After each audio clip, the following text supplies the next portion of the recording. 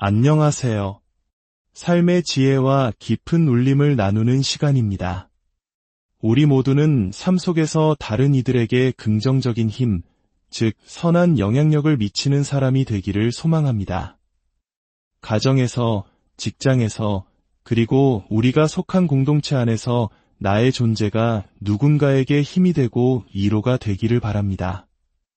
하지만 진정한 영향력은 어디에서 오는 것일까요?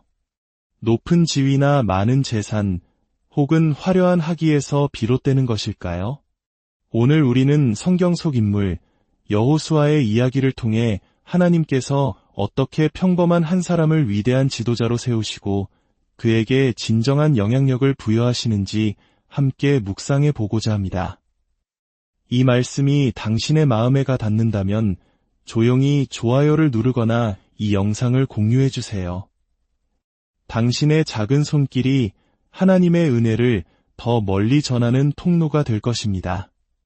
구독을 통해 이 귀한 여정에 동행해 주시는 모든 분들께 지금 이 순간 하나님의 평강이 함께 하시기를 기도합니다. 하나님께서는 이 시대에 자신을 드러내고 스스로를 높이려는 사람에게 영향력을 주지 않으십니다.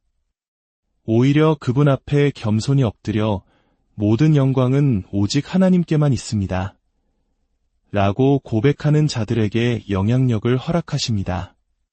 진정한 영향력은 사람들 앞에서 나를 높이는 것이 아니라 하나님께서 사람들 앞에서 나를 높여주실 때 생겨나는 것입니다. 그리고 그것은 오직 하나님만이 하실 수 있는 일입니다. 우리는 다른 사람이 나를 어떻게 보는지를 결코 통제할 수 없기 때문입니다. 때로 우리의 교만은 스스로를 해치는 치명적인 무기가 됩니다. 특히 나는 모릅니다. 라는 말을 하지 못하는 교만함이 그렇습니다. 말씀을 전하는 사역자들에게 잠시 이야기해 볼까요? 위대한 설교는 당신이 성경 본문에 대해 얼마나 많이 아느냐에 달려있지 않습니다. 오히려 당신이 그 본문 앞에서 얼마나 간절히 질문하느냐에 달려있습니다. 만약 당신이 어리석은 자의 마음으로 배우려는 자세로 말씀 앞에 나아간다면 당신은 교수가 되어 떠날 것입니다. 그러나 이미 모든 것을 안다는 교수의 마음으로 말씀 앞에 선다면 당신은 어리석은 자가 되어 돌아갈 것입니다. 우리 삶도 마찬가지입니다. 로마서 8장에는 이런 말씀이 있습니다.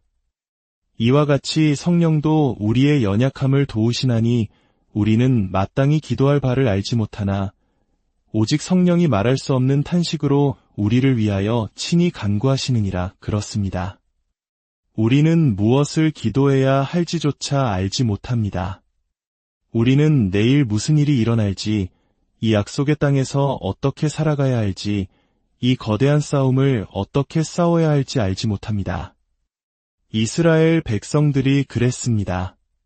그들은 위대한 지도자 모세가 죽고 여호수아라는 새로운 지도자를 따르게 되었습니다. 그들은 여호수아가 모세만큼 위대한 지도자인지 알 수 없었습니다. 그들은 지금 어디로 가고 있는지 모든 것이 낯설고 불확실한 변화의 시기 한가운데에 있었습니다. 이런 전환기에는 누가 뭐라고 하지 않아도 마음이 불안하고 예민해지기 마련입니다. 익숙했던 모든 것이 무너지고 안개 속처럼 모든 것이 불분명한 상황에 놓여 있기 때문입니다. 마치 비행기가 목적지에 착륙은 했지만 아직 호텔에 체크인하지 못해 낯선 도시를 헤매는 여행자의 심정과도 같습니다.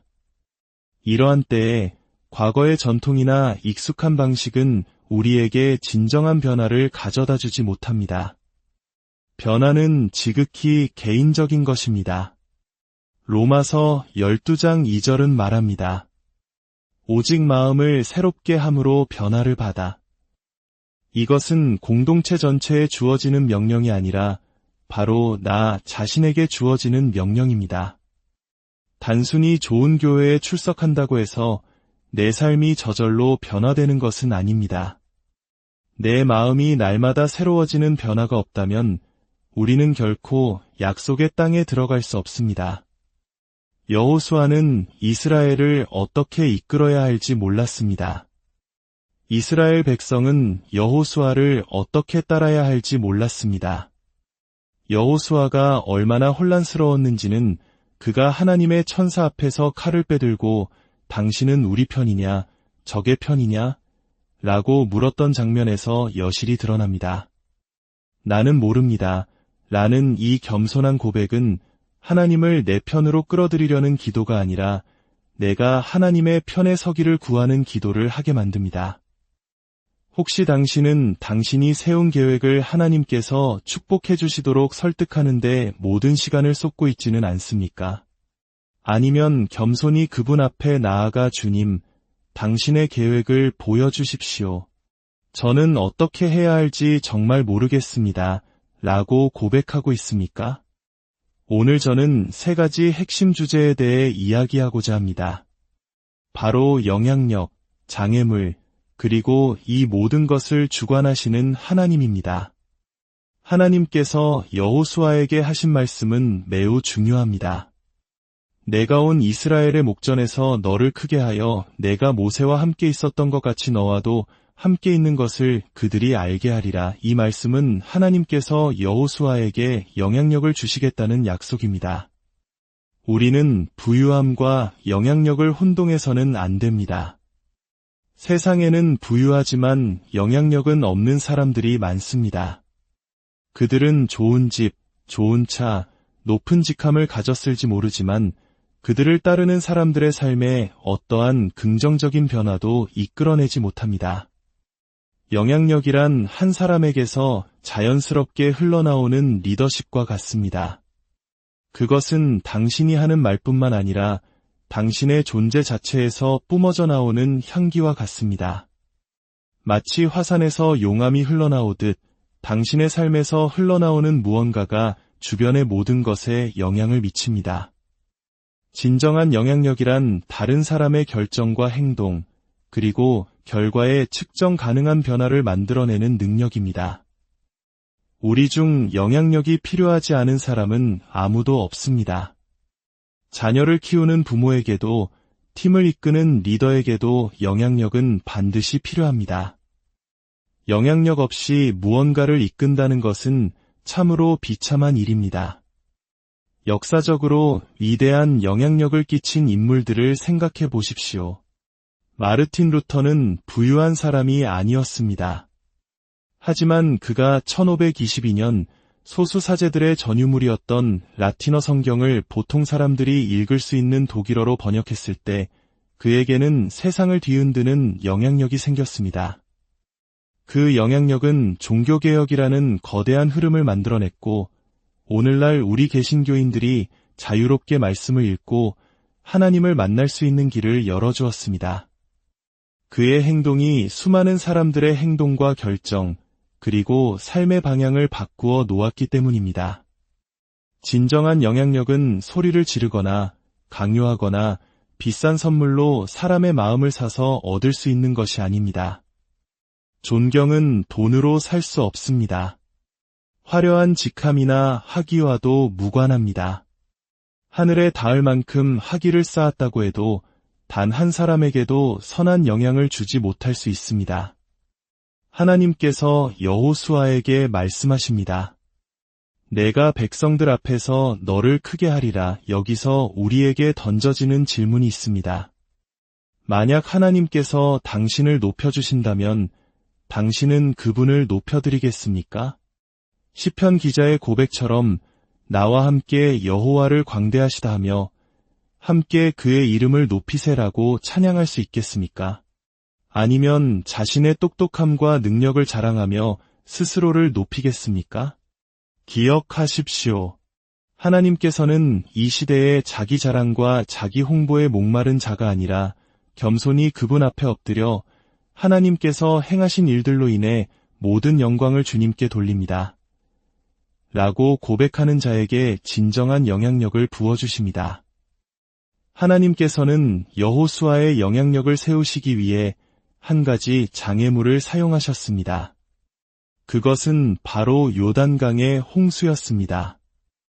어쩌면 당신은 하나님께 당신 앞을 가로막는 장애물을 치워달라고 기도하고 있을지 모릅니다. 하지만 만약 하나님께서 그 장애물을 제거해버리신다면 당신은 영향력을 얻을 기회 또한 잃게 될 것입니다. 당신이 그 장애물에 어떻게 반응하느냐가 바로 당신의 영향력을 결정하기 때문입니다. 여호수아는 과거의 정탐꾼으로서 약속의 땅을 이미 밟아본 경험이 있었습니다. 그는 그 땅의 풍성한 포도송이를 보았지만 요단강의 홍수는 보지 못했습니다. 성경은 말합니다. 요단이 곡식 거두는 시기에는 항상 언덕에 넘치더라 그렇습니다. 홍수와 추수는 연결되어 있습니다.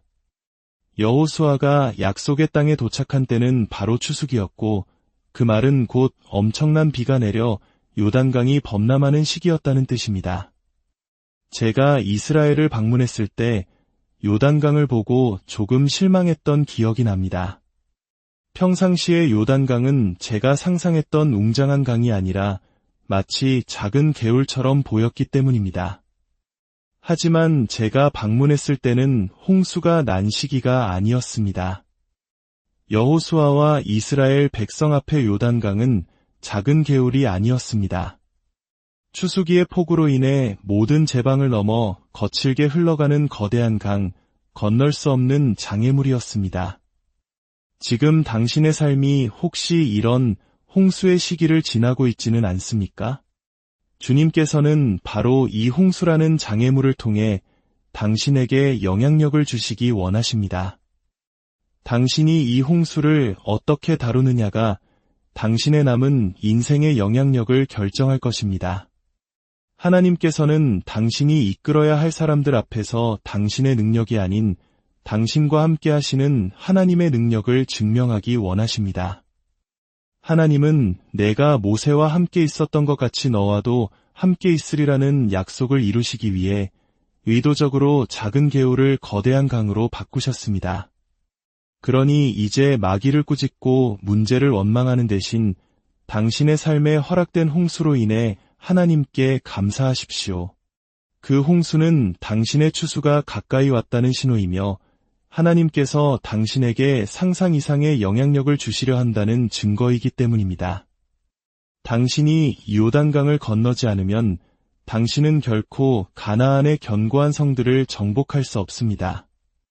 당신의 미래 전체가 이 홍수를 어떻게 건너느냐에 달려 있습니다. 여호수아는 백성들을 자신이 이미 가본 곳으로 인도하고 있었습니다. 지도자는 자신이 가보지 않은 곳으로 사람들을 이끌 수 없습니다. 그는 평상시에 요단강을 건너는 데에는 익숙했을 것입니다. 하지만 지금은 홍수기입니다. 그에게는 오직 내가 모세와 함께 있었던 것 같이 너와도 함께 있으리라는 하나님의 약속뿐이었습니다. 그런데 한 가지 다른 점이 있었습니다. 과거 홍해 앞에서 모세는 지팡이를 내밀었고 바다가 갈라져 백성들은 마른 땅을 건넜습니다. 그러나 여호수아가 범람하는 요단강 앞에 섰을 때 그는 모세처럼 지팡이를 내밀 수 없었습니다. 아무 일도 일어나지 않았습니다. 하나님께서는 말씀하셨습니다. 내가 너와 함께 하겠지만 모세 때와 똑같은 방식으로 일하지는 않을 것이다. 그렇습니다. 당신은 과거의 지도자나 성공 사례를 그대로 모방해서 당신 앞에 요단강을 건널 수 없습니다. 하나님께서는 당신을 위해 새로운 방법을 예비해 두셨습니다. 오래된 나를 버리고 새로운 나로 건너가야 할 때입니다. 낡은 자리를 떠나 새로운 자리로 건너가야 할 때입니다. 이 여정에는 모든 사람을 데려갈 수는 없습니다. 어떤 이들은 변화를 두려워하며 사막에 남기를 선택할 것입니다. 그러나 우리는 너무나 멀리 왔기에 하나님의 약속을 눈앞에 두고 주저앉을 수는 없습니다. 어머니가 가지 않아도, 아버지가 가지 않아도, 형제가 함께하지 않아도 나는 가야만 합니다. 모세의 지팡이는 내게 없지만 나는 내게 주신 믿음으로 이 요단강에 발을 내디뎌야 합니다.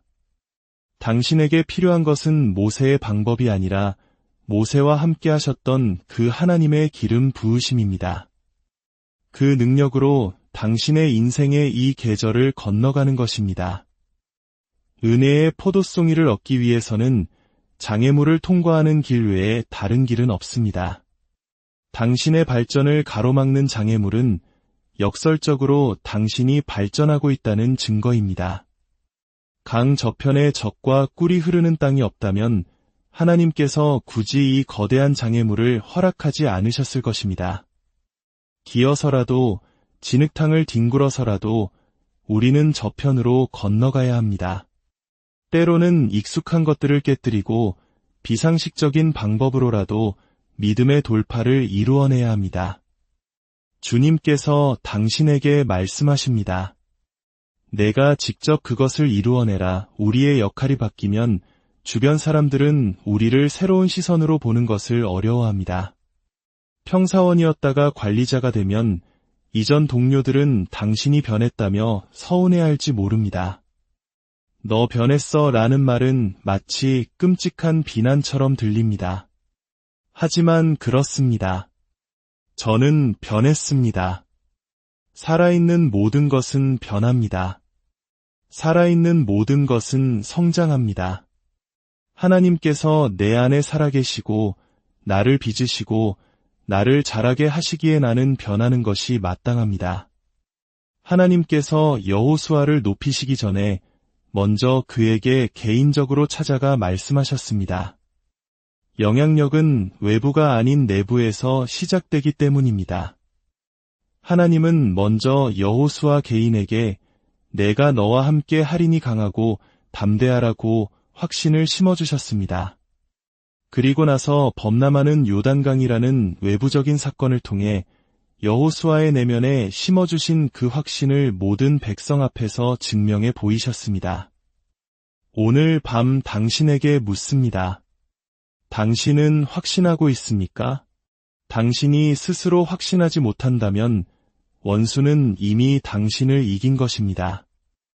당신이 온전히 설득되지 않은 영역에서는 결코 다른 사람에게 영향을 미칠 수 없습니다. 그래서 사도 바울은 에베소 교회를 위해 기도했습니다.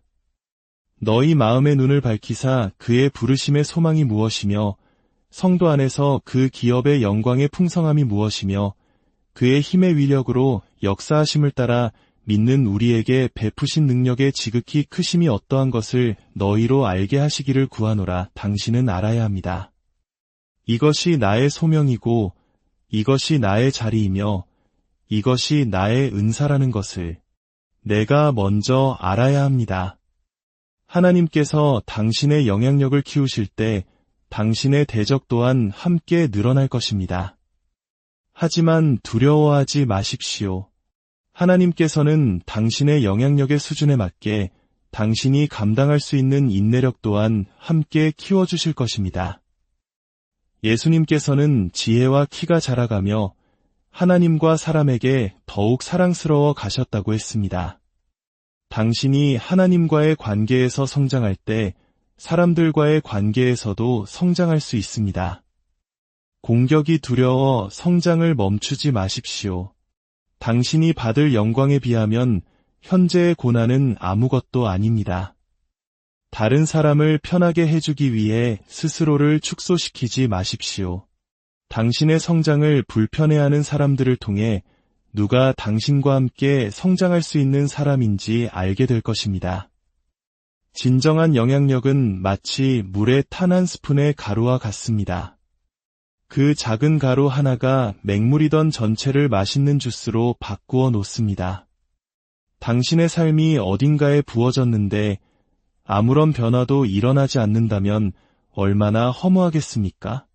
당신이 방에 들어섰을 때 아무도 고개를 들지 않는다면 당신은 영향력을 잃은 것입니다. 우리 삶에서 가장 큰 좌절감은 다시 돌아오지 않을 귀한 시간과 에너지를 쏟아부었음에도 불구하고 가장 소중한 사람들 주위에서 아무런 변화의 열매를 보지 못할 때 찾아옵니다. 내가 나의 지혜를, 나의 사랑을, 나의 삶을 당신에게 쏟아부었다면 당신은 마땅히 다른 무언가로 변화해야 합니다. 그렇다면 영향력은 증가될 수 있습니까? 그렇습니다. 예수님께서도 성장하셨습니다. 하나님께서는 당신을 성장시키기 원하십니다. 당신이 지금 겪고 있는 압박과 고난은 당신의 영향력 수준에 맞게 당신의 내성을 키우시는 하나님의 훈련 과정입니다. 다른 사람의 수준에서 당신을 판단하는 말들에 귀 기울이지 마십시오. 그들은 당신이 감당하고 있는 압력의 무게를 알지 못합니다. 하나님께서 높이시는 자들이여, 공격 때문에 성장을 멈추지 마십시오. 다른 사람들을 편하게 해주기 위해 낮은 곳에 머물지 마십시오. 그들의 편안함은 당신의 책임이 아닙니다.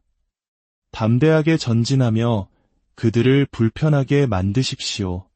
하나님께서 당신의 영향력을 증가시키실 준비를 마치셨습니다.